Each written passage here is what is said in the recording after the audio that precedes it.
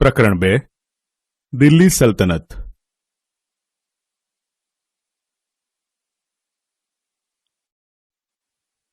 પ્રસ્તાવના. પ્રાચીન કાળથી દિલ્હી ભારતીય રાજનીતિના કેન્દ્રમાં રહ્યું છે. 12મી સદીમાં તોમર અને ચૌહાણ રાજપૂતોના સમયમાં દિલ્હી વેપાર વાણિજ્યનું એક મહત્વનું કેન્દ્ર હતું. 13મી સદીની શરૂઆતમાં દિલ્હી સલ્તનતની સ્થાપના થઈ. ઈસવીસન 1206 થી ઈસવીસન 1526 દરમિયાન ઉત્તર ભારતના વિશાળ વિસ્તાર ઉપર શાસન કરનાર શાસકોને સુલતાન અને શાસનકાળને દિલ્હી સલ્તનત તરીકે ઓળખવામાં આવે છે. આ શાસકો મૂળભૂત રીતે તુર્ક અને અફઘાન મૂળના હતા. દિલ્હી સલ્તનતની સામે આપણે આ પાઠમાં વિજયનગર અને બહમની સામ્રાજ્યનો પણ અભ્યાસ કરીશું. દિલ્હી સલ્તનતના શાસકો ઈસવીસન 1206 થી ઈસવીસન 1526ના 350 વર્ષ દરમિયાન દિલ્હી સલ્તનતમાં કુલ 5 વંશોએ સત્તા ભોગવી, જેમાં ગુલામ વંશ, ખલજી વંશ, તુઘલક વંશ, સૈયદ વંશ અને લોદી વંશનો સમાવેશ થાય છે. ગુલામ વંશ ઈસવીસન 1206 થી ઈસવીસન 1290. ઈસવીસન 1192માં તરાઈના બીજા યુદ્ધમાં સિહાબુદ્દીન મુહમ્મદ ગોરીએ પૃથ્વીરાજ ચૌહાણની સામે નિર્ણાયક વિજય મેળવી દિલ્હીમાં સલ્તનતની સત્તાનો પાયો નાખ્યો. મુહમ્મદ ગોરીના ગુલામ કુતુબુદ્દીન ઐબક મામલુક વંશનો હતો. માત્ર 5 વર્ષના તેના શાસનકાળમાં તેણે સલ્તનત સત્તાને જાળવી રાખવાનો પ્રયત્ન કર્યો. ઈસવીસન 1210માં પોલો રમતા ઘોડા ઉપરથી પડી જવાના કારણે તેનું મૃત્યુ થયું. કુતુબુદ્દીન ઐબકના અવસાન બાદ તેનો ગુલામ અને જમાઈ ઇલ્તુત્મિશ ગાદીએ આવ્યો. તેણે સલ્તનત સત્તાને સર્વોપરી બનાવવા ચેહલગાન 4 ગાનની સ્થાપના કરી, એટલે કે 40 તુર્ક અમીરોના દળની રચના કરી. તેણે રાજધાનીનું સ્થળાંતર લાહોરથી દિલ્હી કર્યું. ઇલ્તુત્મિશને ગુલામ વંશનો સાચો સ્થાપક માનવામાં આવે છે. પોતાના એક પણ પુત્રને સુલતાન બનાવવા યોગ્ય ન સમજતા ઇલ્તુત્મિશે પોતાની કાબેલ પુત્રી રઝિયાને પોતાની ઉત્તરાધિકારી જાહેર કરી. ઇલ્તુત્મિશના અવસાનના થોડા સમય બાદ તેની પુત્રી રઝિયા સુલતાના દિલ્હીની ગાદીએ આવી, જે દિલ્હીની ગાદીએ આવનાર પ્રથમ મહિલા શાસક હતી. એ સમયના ઇતિહાસકાર મિન્હાજ એ સિરાજ પણ સ્વીકારે છે કે રઝિયા સુલતાના તેના બધા જ ભાઈઓમાં સૌથી વધુ કાબેલ અને સક્ષમ હતી. આમ છતાં એક મહિલા શાસનકર્તા તરીકે માન્યતા મળવી મુશ્કેલ હતી. દરબારીઓ પણ તેને સ્વતંત્ર શાસક તરીકે સ્વીકારવા રાજી ન હતા. અમીરોની સત્તા લાલસા અને સતત ચાલતા વિદ્રોહોએ તેના શાસનનો અંત આણ્યો. તેના અવસાન પછી 6 વર્ષ સુધી રાજ્યમાં અંધાધૂંધી ચાલી. અમીરોએ ઇલ્તુત્મિશના પુત્ર નાસિરુદ્દીનને દિલ્હીની ગાદીએ બેસાડ્યો. 21 વર્ષના તેના શાસનકાળ બાદ તેનું અવસાન થતાં ગ્યાસુદ્દીન બલબન ગાદીએ આવ્યો. તેણે ચહેલગાન દળનો નાશ કરી શાસનતંત્ર પરથી અમીરોની પકડને હળવી કરી. તેણે રાજાનું સ્થાન વધુ મજબૂત બનાવ્યું. બલબન સાહિત્ય અને કલાનો પોષક પણ હતો. 22 વર્ષના તેના શાસનના થોડા સમય બાદ દિલ્હી સલ્તનત પર ખલજી વંશની સ્થાપના થઈ. ખલજી વંશ ઈસવીસન 1290 થી ઈસવીસન 1320. જલાલુદ્દીન ખલજીથી ખલજી વંશના શાસનની શરૂઆત થઈ.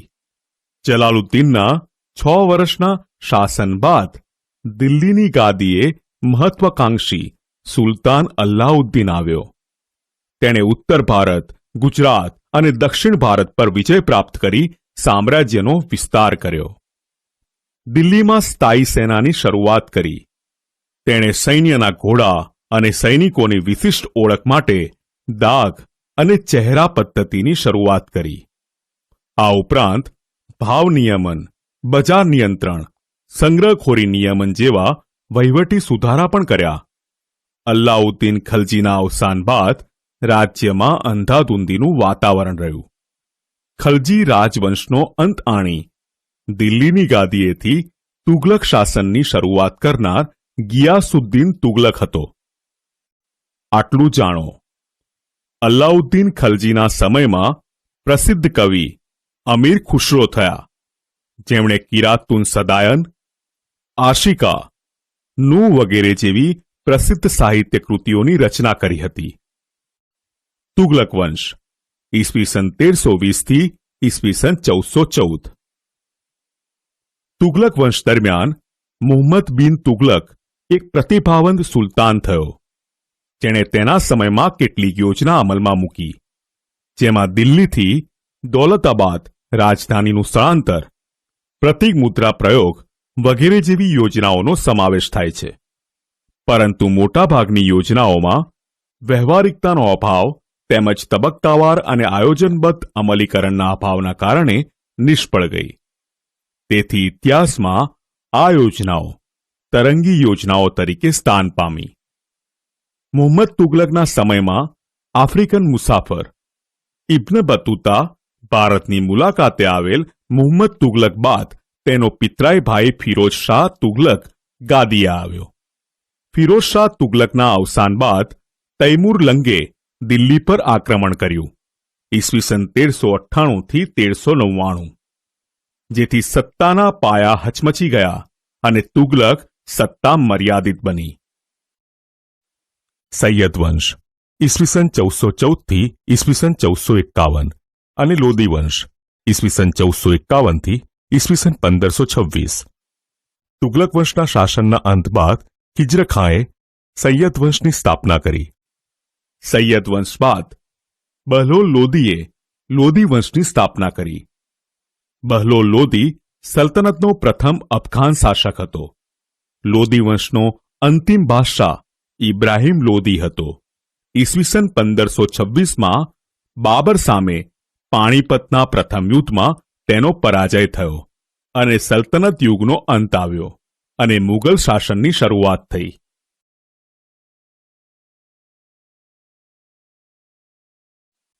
રાજ્ય વ્યવસ્થા 13મી સદીમાં સ્થપાયેલ દિલ્હી સલ્તનત ભારતના રાજ્ય શાસન વ્યવસ્થાની દ્રષ્ટિએ વિશિષ્ટ હતું. દિલ્હી સલ્તનત શાસનના કેન્દ્રમાં સુલતાન હતો. સુલતાનની સત્તા સર્વોપરી ગણાતી, જે સર્વોચ્ચ સેનાપતિ, કારોબારીનો સર્વોચ્ચ વડો અને સર્વોપરી ન્યાયાધીશ પણ હતો. સુલતાનને મદદ કરવા એક મંત્રીમંડળ હતું. મંત્રીમંડળના મંત્રીઓ અને અધિકારીઓની નિમણૂક સુલતાન પોતે કરતો. સલ્તનત શાસન વ્યવસ્થા કેન્દ્રીય, પ્રાંતીય અને સ્થાનિક એમ 3 વિભાગોમાં વહેંચાયેલી હતી.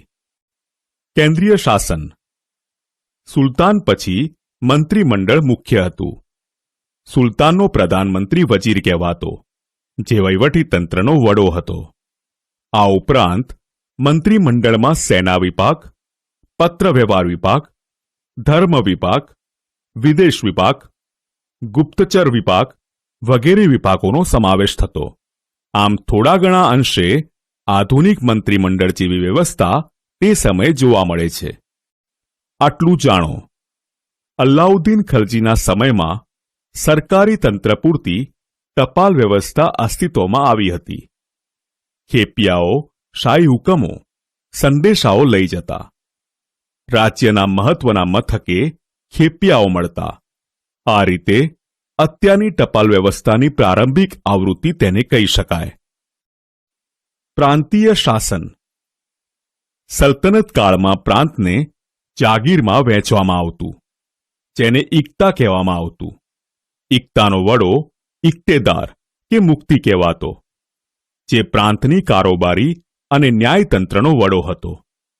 તેનું કાર્ય જમીન મહેસૂલ એકત્ર કરવાનું અને સુલતાનને જરૂર પડે ત્યારે લશ્કરી મદદ કરવાનું રહેતું.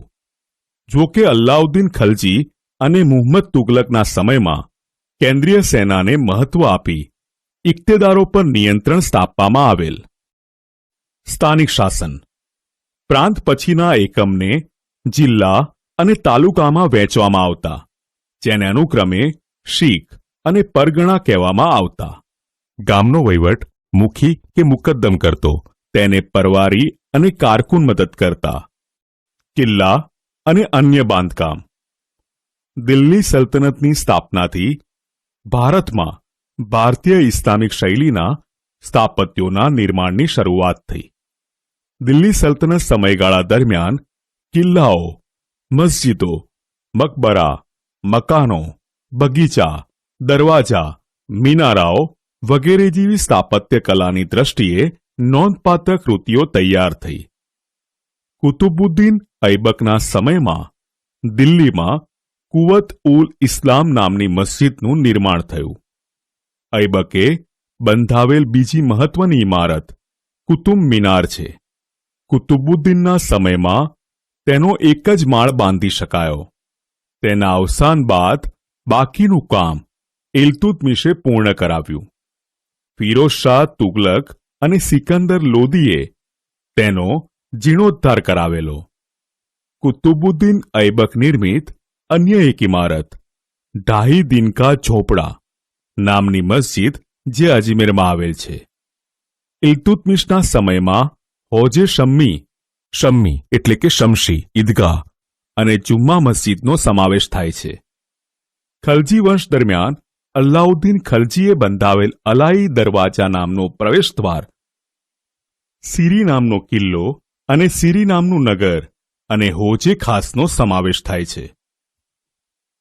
તુગલક શાસન દરમિયાન તુગલકાબાદ, ફિરોઝાબાદ, હિસ્સાર, જૌનપુર, ફિરોઝપુર, ફતેહાબાદ વગેરે નગરો વસાવવામાં આવ્યા.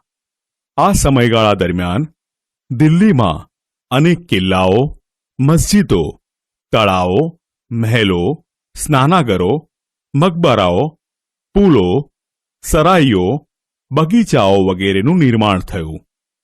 સૈયદ અને લોદી વંશ દરમિયાન મકબરાઓ અને મસ્જિદનું નિર્માણ થયું, જેમાં બંદે ખાનનો ગુંબજ, બડા ગુંબજ, મોઠની મસ્જિદ અને શિયાબુદ્દીનનો મકબરો મુખ્ય છે. વિજયનગર સામ્રાજ્ય ઈસવીસન 1206 થી ઈસવીસન 1290. તુગલક વંશના નિર્બળ સુલતાનોના સમય દરમિયાન દિલ્હી સલ્તનતના વિઘટનની પ્રક્રિયાનો પ્રારંભ થયો.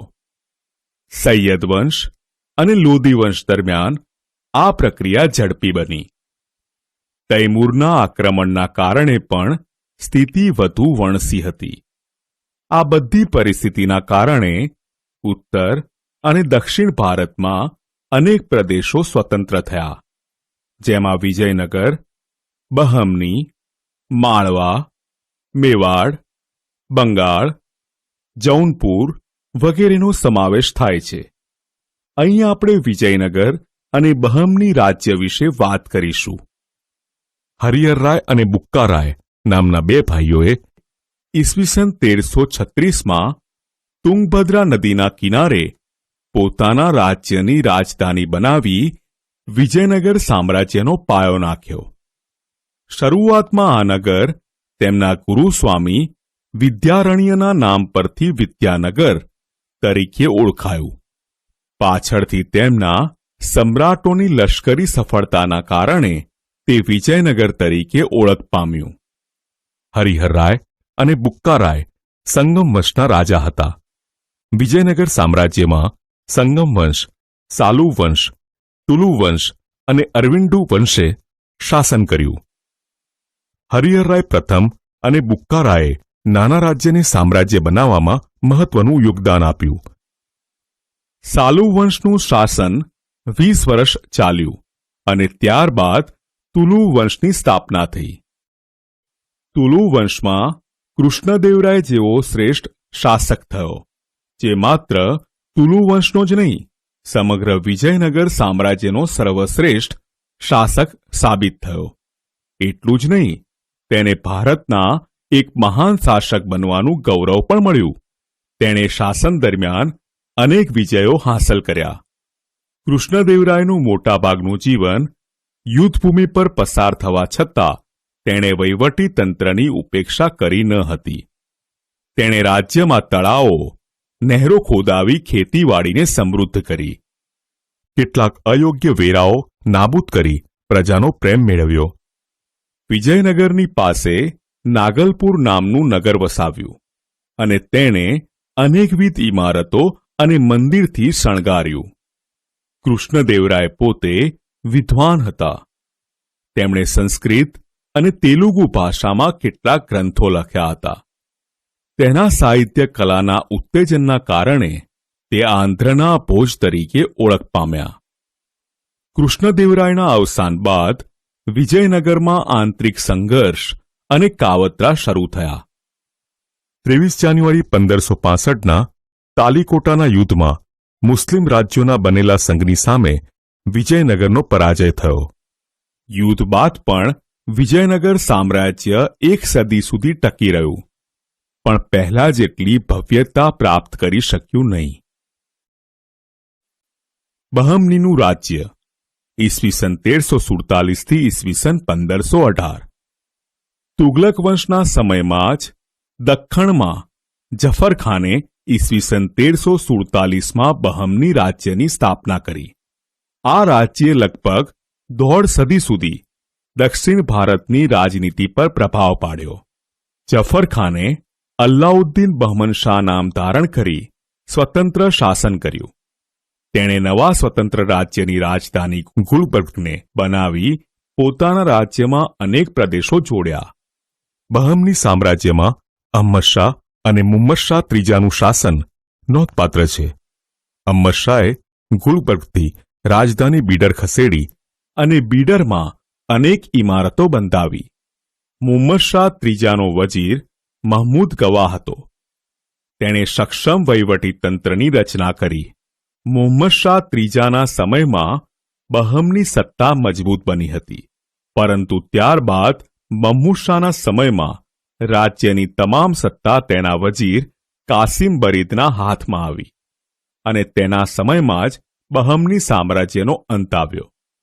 સમગ્ર સામ્રાજ્ય બીજાપુર, અહમદનગર, ગોલકોંડા, બીડર અને બિરાર જેવા 5 સ્વતંત્ર રાજ્યોમાં વિભક્ત થઈ ગયું. દિલ્હી સલ્તનત શાસનનો અંત. દિલ્હી સલ્તનત શાસનની સ્થાપના ઈસવીસન 1206માં કુતુબુદ્દીન ઐબક દ્વારા થઈ અને 320 વર્ષ પછી 1526માં ઇબ્રાહિમ લોદીના શાસનના અંત સાથે તેનો અસ્ત થયો. આ લગભગ 350 વર્ષ દરમિયાન યોગ્ય, શક્તિશાળી અને કેટલીકવાર નિર્બળ સુલતાનો પણ ગાદીએ આવ્યા. દિલ્હીના આ મુસ્લિમ મહારાજ્યે અનેક તડકી છાયડી જોઈ અને ઉદય તેનો અસ્ત એ ન્યાયે તેનું પતન થયું.